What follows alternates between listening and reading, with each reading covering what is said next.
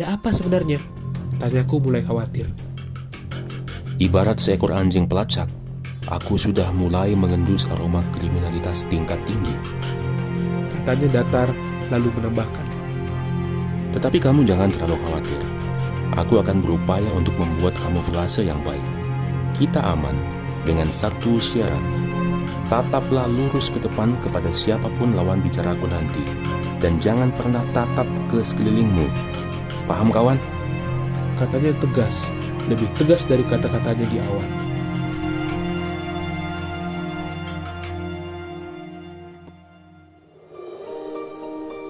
Baiklah, kataku sedikit terbata. Nah sekarang, bersikaplah santai dan tersenyum. Soalnya, semakin kita menunjukkan wajah tegang dan waspada, semakin orang-orang tertentu akan curiga. Demikian katanya. Aku pun langsung setuju dan tidak banyak bicara lagi. Kami berjalan terus ke ujung gang. Mendekati ujung gang, terlihat sebuah rumah mewah di sebelah kiri. Rumah bertingkat 2 itu besar dan gagah dengan jajaran jendela di sisi depan dan sisi samping menghadap ke jalan gang. Ada taman kecil yang mengelilingi rumah itu, dan di bagian paling luar ada tembok besi yang dicat mewah setinggi 1 meter. Cukup kontras dengan kondisi sekelilingnya yang sederhana. Di sampingnya ada lahan yang sekelilingnya dipagar dengan beton setinggi kira-kira 2 meter. Di depan rumah itu, di seberang jalan, ada lahan kosong juga yang berpagar beton, tetapi tinggi pagarnya hanya sekitar 1 meter saja. Luasnya sama dengan luas gabungan rumah dan lahan kosong yang berpagar beton di depannya. Terlihat 3 atau 4 mobil terparkir di situ. Tepat sebelum rumah itu, ada sebuah lahan kosong lagi yang sangat sederhana bila dibandingkan dengan gedung di sebelahnya. Terdapat sebuah gubuk pertukangan sederhana di tengah-tengah areal itu untuk tempat tinggal para tukang. Lahan kosong itu sendiri dipagari dengan dinding beton setinggi 1 meter tanpa plester. Lalu di atasnya dipasang tiang besi sekitar 1 meter dengan kawat berduri mengelilingi lahan kosong yang kecil itu. Ada seorang bapak setengah baya yang terlihat sedang mengaduk semen di samping sebuah bak kecil penampungan air yang baru saja hampir selesai diplester seluruhnya. Saat kami semakin mendekat, dia menatap kami heran dengan wajah polosnya. Ada perlu apa ya, nak?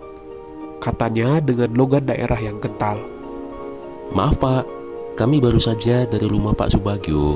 Lalu lanjut ke sini karena ada mau tanya sesuatu ke bapak sendiri. Kata Budi menerangkan sambil tersenyum ramah. Oh, sudah bicara dengan Pak Subagio, toh? Katanya dengan lebih hormat lagi. Lalu ia menambahkan. Jadi, apa yang bisa saya bantu, nak? Begini pak, kami siswa SDM bangunan yang lagi cari-cari tempat buat magang di proyek.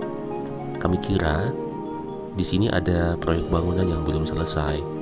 Tapi, ternyata sudah hampir rampung ya pak? Kata Budi. Iya, nak. Walah, kalian terlambat. Coba datangnya 2 minggu lalu. Pasti kerjaan masih banyak. Katanya dengan iba. Oh tidak apa-apa pak, yang penting bapak juga sudah hampir menyelesaikan proyeknya dengan tuntas. Mantap loh hasil kerja bapak, rapi. Kata Budi mencoba memuji. Yang dipuji kelihatan senang. Ah, biasa saja kok, nak.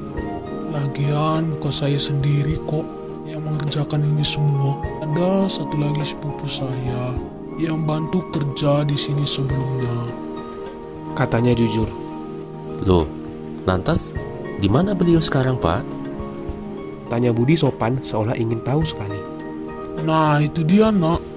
Mungkin dia merasa tersinggung karena saya marahin. Katanya. Kelihatan dari wajahnya kalau dia merasa menyesal dengan peristiwa yang telah terjadi. Tidak apa kok pak, seseorang bisa menjadi marah adalah soal biasa. Kan banyak hal yang menyebabkan seseorang menjadi marah. Kata Budi menenteramkan. Masalah sepele aja sih sebenarnya. Mungkin salah saya juga. Saya itu orangnya suka kerja rapi, nak. Kalau lihat kerjaan kurang pas, saya maunya ya langsung negur gitu. Kata Pak Tojo lagi. Emangnya teman bapak kerjanya kurang rapi ya? Tanya Budi. Sebenarnya selama ini rapi, tapi tak kenapa kemarin itu sepupu saya itu ngaduk semennya kecairan. Akhirnya pas ada asu lewat dan nabrak tembok, ya temboknya langsung jebol. Udah gitu, pas saya tegur, dia ndak mau terima kalau dia ngaduk semennya ke cairan karena dia sendiri ngakunya udah buat takaran yang pas. Lalu karena saya terus ingetin lagi, malah dianya tersinggung dan ndak mau kerja lagi. Gimana coba? Celoteh Pak Tojo dengan lancar dicampur sedikit rasa kesal atas peristiwa yang telah dialaminya. Ya, sudahlah Pak, jangan terlalu dimasukkan ke hati. Nanti juga pada akhirnya bisa berbaikan kok, Kata Budi. Iya sih. Jawab Pak Tojo dengan lesu. Kasihan juga ya Bapak, karena kerja seperti ini di daerah yang banyak anjingnya. Celetuk Budi. Sebenarnya nggak ada anjing kok di sini. Saya juga nggak pernah lihat ada selama ini. Itu buktinya, tidak ada anjing yang berkeliaran di mana-mana kan? Kata Pak Tojo seraya membuat isyarat tangan menunjuk ke sekelilingnya. Aku terpancing ingin mengikuti gerakan tangan Pak Tojo, namun tertahan oleh tatapan mata Budi yang menyorot ke arahku dengan sangat tajam, seolah menyuruhku untuk tidak bergerak. Aku lalu teringat kata-katanya beberapa menit sebelumnya untuk tidak melihat ke sekelilingku apabila kami berinteraksi dengan orang-orang di daerah tersebut. Lantas, dari mana Bapak tahu kalau ada anjing yang menabrak tembok Bapak waktu itu? Tanya Budi lagi. Lah, itu jejaknya tempo hari ada di sekitar tembok yang runtuh. Saya ndak mungkin salah lihat. Kata Pak Tojo dengan yakin. Ah, itu mungkin saja anjing liar Pak. Kebetulan saja memang kitanya lagi apes ketiban yang seperti itu. Kata Budi kembali menenangkan. Iya ya nak. Kata Pak Tojo lagi. Ya, baiklah Pak. Sayang sekali kami belum berjodoh untuk bekerja di proyek ini. Kata Budi sambil tertawa. Maaf loh nak. Kata Pak Tojo. Oh, tidak apa-apa kok Pak. Kami akan coba cari tempat lain saja. Kebetulan saya ada kenalan juga di dekat Gapura, pusat pasar yang sedang diperbaiki. Bapak tahu kan? Kata Budi. Oh iya, saya tahu kok. Kata Pak Tojo lalu menambahkan. Ya bagus itu. Cari kerjaan magang, sana aja nak. Pasti ketemu. Katanya polos. Kalau begitu, kami berdua pamit ya Pak. Iya kan kawan? Katanya pada Pak Tojo sambil melirik juga kepadaku sebagai ajakan agar aku juga mohon diri. Oh iya Pak, kami pamit ya. Kataku juga. Hati-hati di jalan ya nak. Kata Pak Tojo dengan sopan. Baik Pak. Kata Budi dengan riang. Budi mengarahkanku untuk pulang kembali ke arah mulut gang menuju ke jalan besar. Dia bernyanyi, bersiul, dan tertawa dengan gembira. Dengan riang, dia menceritakan kepadaku pengalaman-pengalaman menarik yang pernah dirasakannya sewaktu dia ikut perlombaan renang di sekolahnya. Dia berbicara tidak putus-putusnya dengan suara riang yang cukup keras, sehingga aku pun tidak punya banyak pilihan selain mendengarkan dan tertawa karena beberapa komentar lucu yang dikatakannya. Walau dalam hati aku juga bingung kenapa tiba-tiba dia melakukan itu semua. Sesampainya di mulut gang, Budi langsung memanggil angkutan umum mana saja yang pertama dilihatnya. Sesaat sebelum naik ke angkutan umum itu, dia berbisik dengan tegas kepadaku. Kawan, kita berdua dalam bahaya. Jangan bicara apapun dan ikuti apa yang kukatakan. Aku mengangguk, walau aku bingung juga karena tidak melihat adanya potensi bahaya apapun. Angkutan umum yang kami tumpangi melewati sebuah pasar tradisional setempat yang ramai. Kemacetan lalu lintas terjadi. Akhirnya setelah berhenti dan berjalan perlahan melewati kerumunan manusia yang sibuk dengan aktivitasnya masing-masing di sepanjang pusat pasar tersebut, angkutan umum yang kami tumpangi mulai melaju normal kembali. Tidak sampai 100 meter kendaraan itu mulai melaju kencang, tepatnya saat melewati tikungan tajam setelah pusat pasar tersebut. Tiba-tiba Budi meminta agar kendaraan tersebut berhenti. Lalu ia membayar ongkos kami berdua dengan uang pas, dan kemudian segera menarik tanganku ke kedai minuman terdekat, lalu masuk ke bagian dalam kedai minuman itu. Dia lalu memesan 2 botol air mineral dan langsung membayarnya lunas. Dia tersenyum kepada beberapa orang di sekitarnya dan kemudian meminum air mineral tersebut dengan santai seolah tidak terjadi apa-apa. Tidak berapa lama kemudian, dia mendekat ke arahku dan mengatakan dengan pelan sehingga hampir tidak bisa aku dengar dengan telingaku sendiri. Kawan, sebentar lagi aku akan menaiki angkutan ke arah yang berbeda dengan rumah kita. Kamu harus menunggu sekitar setidaknya 5 menit.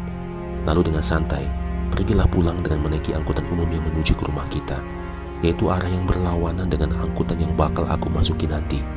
Tetapi apa yang terjadi? Tanyaku dengan heran.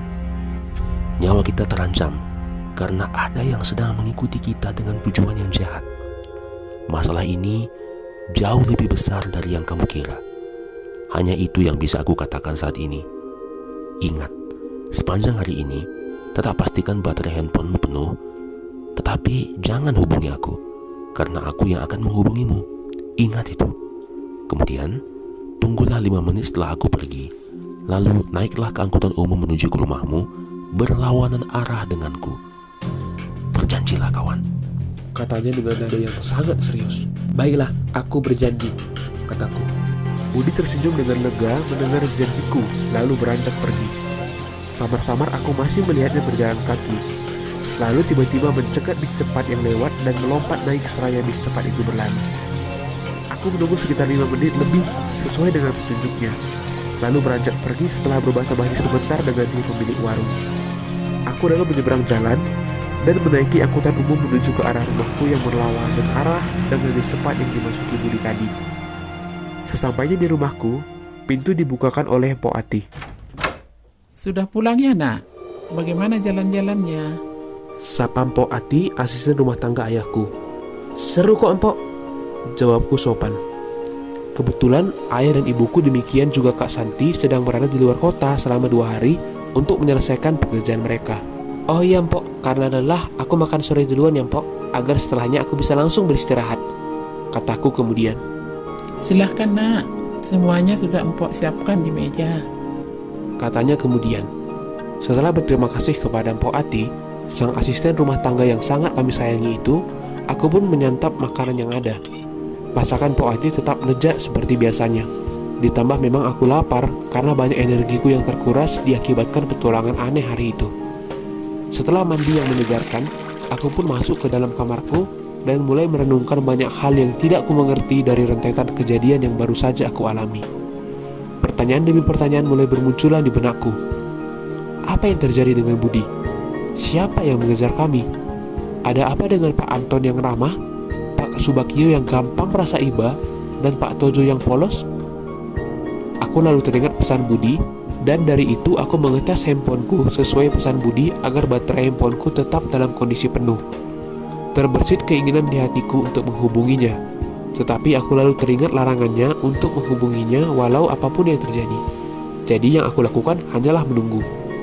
Dan penantian seperti itu memang terasa panjang serta menjemukan. Tanpa terasa aku pun tertidur pulas. Pintu kamarku diketuk pelan. Perlahan-lahan aku terbangun dan tersadar kalau jendela kecil di samping kamarku yang menghadap ke halaman samping sudah pudar cahayanya yang menunjukkan hari sudah malam. Ada ketukan lagi. Lalu aku pun spontan berkata, "Ya?" dengan penasaran. Sudah malam nak, apa kamu tidak lapar? Makan malam sudah tersedia loh. Demikian terdengar suara Mpok Ati. Baiklah Mpok, terima kasih, tetapi aku belum lapar. Apakah ada buah saja? Tanyaku kemudian. Ada pisang dan pepaya di meja nak. Kalau mau silahkan diambil ya, kata Mpok Ati. Iya Mpok, aku ambil ya sebentar lagi, kataku kemudian. Perlahan aku bangkit berdiri, mengambil botol minuman dan meneguk airnya. Terasa segar. Aku melihat arlojiku, tepat pukul 20 WIB. Wah, lama juga aku tertidur, pikirku. Aku lalu beranjak ke meja makan. Apakah Mpok sendiri sudah makan? Kalau belum, ayo makan bareng, kataku saat melihat Mpok Ati sedang merapikan meja makan dan mengeluarkan buah pisang dan pepaya untukku. empok sudah makan duluan sore tadi nak. Jadi silahkan makan sendiri aja, kata Mpok Ati dengan sopan. Terima kasih ya Pok, jawabku sopan juga. Kedua orang tuaku memang selalu menekankan agar aku berlaku sopan kepada semua orang, terlebih lagi kepada orang-orang berhati mulia seperti Mpok Ati dan Kak Santi, dua asisten rumah tangga ayahku yang telah terbukti dalam hal menunjukkan kesetiaan mereka kepada ayahku sebagai majikan mereka selama bertahun-tahun. Selesai makan malam, Mpok Ati membereskan segala sesuatunya. Lalu aku berpesan kepada Mpok Ati, "Nah Mpok, demi keamanan, jangan lupa untuk selalu mengunci pintu dan gerbang ya. Saya juga akan memastikan hal itu," pintaku dengan sopan. Baiklah nak. kata Mpok Ati. Aku lalu berjalan ke ruang depan dan mengintip ke rumah Budi melalui kaca depan rumah kami yang tertutup kain gorden. Tidak ada lampu sama sekali dan gelap gulita. Wah, kemana si Budi ya, pikirku. Aku mulai cemas membayangkan jangan-jangan sesuatu yang buruk telah terjadi pada dirinya. Tiba-tiba ada SMS yang masuk ke HP-ku dari Budi. Isinya, Aku baik-baik saja kawan. Aku berhasil lolos. Besok pagi setelah sarapan, datanglah ke rumahku pukul 8 WIB. Malam ini aku sedang bekerja dengan pamanku dan tidak mau diganggu. Sampai jumpa besok. Selamat beristirahat. aku bingung apa maksud kata-katanya. Tetapi tidak dapat dipungkiri bahwa aku sangat lega mengetahui dia dalam keadaan baik. Aku lalu berpesan kepada Mpok Ati untuk menyiapkan sarapan keesokan harinya pada pukul 7.30 WIB. Berhubung pada pukul 8.00 WIB, aku akan pergi ke rumah Budi. Untuk menghilangkan kegalauan, aku lantas membaca beberapa kisah detektif sambil rebahan di tempat tidurku. Tidak terasa waktu berlalu, dan aku pun mulai mengantuk lagi lalu tertidur. Alarmku berbunyi tepat pukul 6.30 WIB. Aku bangun dan beranjak dari tempat tidurku. Setelah mandi dan membereskan kamarku, aku pun menyapa Mpok Ati dan menikmati sarapan yang telah disediakannya tepat seperti yang aku minta. Mpok Ati memang baik sekali. Baru saja aku selesai sarapan, ada SMS yang masuk lagi ke HP-ku dari Budi. Isinya, Pagi kawan. Kalau kamu sudah selesai sarapan, datanglah ke rumahku. Masuklah melalui gerbang depan yang tidak dikunci, lalu melalui pintu samping yang terbuka. Aku baru saja selesai sarapan. aku sangat antusias ingin tahu apa saja yang telah terjadi. Maka dari itu, aku segera membereskan sisa-sisa sarapanku, selanjutnya memberitahu tujuan kepergianku ke Mpok Ati dan bergegas ke rumah Budi. Aku membuka gerbangnya yang tidak terkunci dan lalu melihat bahwa pintu samping rumahnya terbuka. Sesuai petunjuknya, aku pun masuk melalui itu. Masuklah. Kata Budi. Aku melihatnya sedang duduk santai di meja makan. Dia mengenakan celana panjang santai dan kaos biru. Aku baru saja sarapan. Bagaimana dengan kamu? Tanyanya kemudian. Aku juga sudah sarapan, jawabku. Nah, kalau begitu, apakah kamu siap untuk tahap akhir penyelesaian kasus yang sedang kita tangani ini? Tanyanya. Tentu saja. Sekaligus aku juga memang penasaran apa yang terjadi kemarin. Aku sama sekali tidak paham, kataku. Oke, baik. Akan aku jelaskan. Maaf ya, semalam aku belum sempat menjelaskan semuanya. Karena apabila aku melakukannya, maka justru akan menimbulkan kecurigaan. Sejak kita menuju ke lahan kosong kemarin untuk bertemu dengan Pak Tojo sang tukang, aku sudah melihat bahwa ada beberapa pasang mata dari jendela lantai tingkat 2 itu yang memperhatikan kita dengan kecurigaan yang berlebihan. Artinya cuma satu, ada sesuatu yang mereka sembunyikan. Itu sebabnya aku menyuruhmu untuk tidak banyak bertindak dan berbicara. Aku juga sempat melihat seseorang dari mereka berbicara melalui HP di balik jendela kaca. Tidak berapa lama seseorang di lahan parkir muncul dari balik sebuah mobil yang diparkir dan berbicara juga melalui telepon seraya melihat ke arah kita. Itu artinya kemungkinan besar mereka berkomunikasi soal kedatangan kita. Kata Budi menjelaskan. Aku termangu. Sama sekali tidak pernah menyadari bahwa itu pernah terjadi kemarin. Lalu aku bertanya, tetapi bagaimana caranya kamu bisa memperhatikan itu semua? Kamu ingat kan, kalau semalam aku bersikap ramah kepada Pak Tojo sambil aktif bergerak, tersenyum, dan sebagainya? Tanyanya. Iya, kamu berpura-pura ramah semalam seolah sebagai seorang remaja STM yang ingin sekali magang, kataku sambil mengingat tingkahnya semalam. Nah, itu dia. Tujuan dari keramahanku itu adalah agar aku bisa membuat ekspresi gerak dan wajah, leher, dan dagu, yang mana itu artinya aku bisa memperhatikan sekitarku. Dari itu, aku bisa melihat semua kejadian tersebut tanpa orang yang diperhatikan menaruh curiga. Budi menjelaskan. Wah, pikiranku menjadi semakin terbuka, dan aku mulai paham caranya dia bisa melihat semua rangkaian kejadian tersebut. Tetapi aku sama sekali tidak paham yang terjadi setelahnya. Kenapa kamu malah riang sekali sambil bercerita tentang kejadian-kejadian lucu di sekolahmu dulu? Tanyaku. Nah, saat aku sadar bahwa ada beberapa orang yang mencurigai kita, aku juga sadar bahwa mereka bisa saja menciduk kita di tempat itu. Bukankah di situ ada banyak tempat sepi?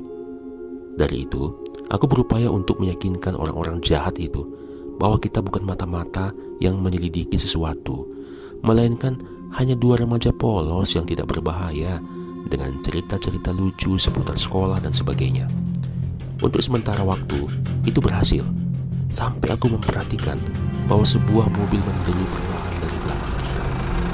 Mobil itu bergerak lambat sekali, tidak seperti kendaraan lain pada umumnya. Pengendara mobil itu menguntit kita. Aku pun menyadari bahwa caraku membuat mereka berhenti mencurigai kita ternyata tidak berhasil sepenuhnya. Dari itu, aku lalu menyetop sembarang angkot agar kita berdua naik ke dalamnya. Kemungkinan kita lolos bisa lebih besar dengan cara itu. Jelas Budi, apakah maksudmu menyetop angkot yang berlawanan arah dengan tujuan rumah kita adalah untuk membingungkan mereka? Tanyaku. Wah, kamu semakin jago saja dalam menarik kesimpulan. Katanya sambil tersenyum. Tetapi apakah memang kita masih diikuti juga setelah naik angkot? Tanyaku penasaran. Iya, mobil Kijang biru yang terparkir di depan rumah mewah itulah yang terus mengikuti kita. Nah, sewaktu angkot kita terlepas dari kemacetan pasar tradisional, sementara mobil Kijang biru tersebut masih tertahan, aku segera menggunakan momen saat angkot kita melewati tikungan tajam yang tentunya menghalangi sudut pandang pengendara mobil Kijang tersebut untuk keluar dari angkot. Itu sebabnya aku selalu menyiapkan uang dalam jumlah pas agar tidak butuh waktu lama bagi sopir angkot untuk memberi kembali ongkos kita berdua. Selanjutnya, agar tidak menimbulkan kecurigaan, kita langsung masuk ke kedai minum yang ramai pengunjung dan berbaur dengan mereka, sehingga keberadaan kita menjadi tidak terlihat oleh penguntit kita. Saat membeli air mineral, aku memperhatikan ke jalan raya dan melihat dengan jelas bahwa mobil Kijang biru itu bergegas melaju agar bisa mengikuti angkot yang kita tumpangi sebelumnya tanpa mengetahui bahwa kita sudah tidak ada lagi di angkot tersebut. Jelas Budi. Berarti seharusnya sudah aman dong. Nah, kenapa kamu lantas menaiki bis cepat menuju ke arah yang sama dengan mereka lagi? Sementara kamu menyuruh aku untuk pulang. Bukankah seharusnya sudah aman? Tanyaku. Sudah aman? Budi tersenyum sambil menyindir. Kawanku ini belum mengerti cara berpikir penjahat. Tidak ada kata aman bagi kita sebelum mereka diamankan oleh pihak yang berwajib. Kalau kemarin kita aman, besok atau lusa mereka akan mencari dan menemukan tempat tinggal kita, dan tamatlah riwayatmu serta riwayatku. Katanya dengan yakin. Seserius itukah? Lantas apa yang harus kita lakukan selanjutnya? Tanyaku mulai khawatir. Pertama-tama, kita harus memastikan keseriusan mereka dalam menangani kita. Semakin mereka serius, itu artinya mereka semakin berbahaya. Itu juga berarti bahwa kejahatan yang mereka sembunyikan juga serius. Kemarin, aku menaiki bis cepat ke arah yang sama dengan mereka. Kamu tahu kan, bahwa setelah pusat pasar, berjarak 3 km kemudian ada terminal utama? Tanyanya kepadaku. Iya benar. Apa hubungannya? Aku balik bertanya dengan polos. Hubungannya, semua angkot akan berhenti di situ. Semua penumpang turun.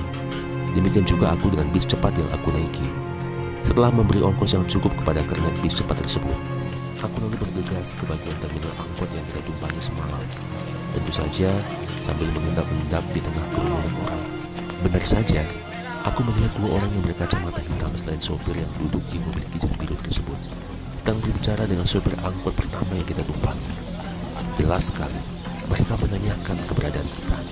Setelah itu, mereka berbalik arah menuju kedai tempat kita bersembunyi sambil minum air mineral sebelumnya. Karena mungkin itulah informasi yang mereka dapat dari sang sopir angkot. Mereka masuk ke kedai tersebut, tetapi pasti tidak akan mendapat informasi yang memadai tentang kita. Aku bisa tahu itu, karena aku kemudian mengikuti mereka dengan naik angkot yang berbeda-beda sampai beberapa kali. Lucu kan? Ada detektif yang mengikuti penjahat bermobil hanya dengan naik angkot. Budi tertawa jenaka. Pasti kamu menghabiskan banyak uang untuk ongkos naik angkot ke sana kemari, tebakku. Yep, pasti kawan. Tetapi seperti yang aku bilang ke kamu sebelumnya, aku sudah diperlengkapi dengan apa yang aku butuhkan untuk pekerjaan ini. Artinya, sekarang aku sudah resmi dipekerjakan oleh pamanku sembari menimba ilmu. Itulah pekerjaanku. Katanya sambil tersenyum. Aku tidak bisa mengelak lagi bahwa apa yang dikatakannya itu memang benar adanya. Nah, selanjutnya apa yang terjadi? Tanyaku kemudian dengan antusias. Seperti yang kamu bilang soal ongkos. Aku lalu menghabiskan banyak ongkos lagi untuk berpindah-pindah dari satu angkot ke angkot lainnya demi bisa memata-matai mereka. Dan kesimpulannya, mereka pergi ke Gapura pusat pasar, berharap berjumpa dengan kita di sana. Pasti mereka telah mendengar pembicaraan kita dengan Pak Tojo, di mana aku mengatakan bahwa mungkin kita akan mencari pekerjaan magang di Gapura pusat pasar yang sedang direnovasi. Mereka pasti semakin bingung dan curiga karena tidak menemukan kita di sana. Namun, akhirnya aku memperhatikan bahwa mereka kembali ke Gang Suara. Aku melihatnya sendiri dari kaca mobil angkot yang aku tumpangi entah untuk yang kesekian kalinya. Terang budi, apa gunanya kamu terus menguntit mereka seperti itu? Dan kenapa kamu tidak mau aku ikut? Tanyaku penasaran. Soal kamu tidak ikut itu karena dua alasan. Pertama, ongkos naik angkot satu orang berkali-kali pasti lebih murah daripada ongkos naik angkot untuk 2 orang berkali-kali. Alasan kedua, kamu belum terbiasa melakukan manuver seperti itu. Aku khawatir nanti kamu jadi trauma. Selain itu, aku akhirnya mendapat hasil tak terduga dari penyelidikan tersebut. Katanya, apa hasil yang kamu dapatkan memangnya? Tanyaku sambil sedikit agak tersindir karena dia menganggapku seolah lemah.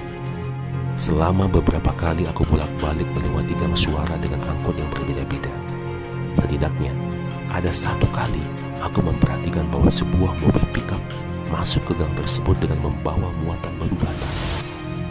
Katanya dengan wajah orang yang puas atas hasil kerjanya. Loh, terus apanya yang aneh dengan itu? Tanyaku kemudian. Batu bata itu pasti bukan untuk Pak Subagio, mengingat dia dengan jelas mengatakan bahwa tidak ada lagi proyek bangunan yang dia kerjakan. Dari itu, bukankah aneh bahwa terus-menerus secara berkala ada batu bata yang dikirimkan ke gang tersebut? Kita jelas melihat tidak ada proyek pembangunan lain yang sedang berjalan di gang tersebut.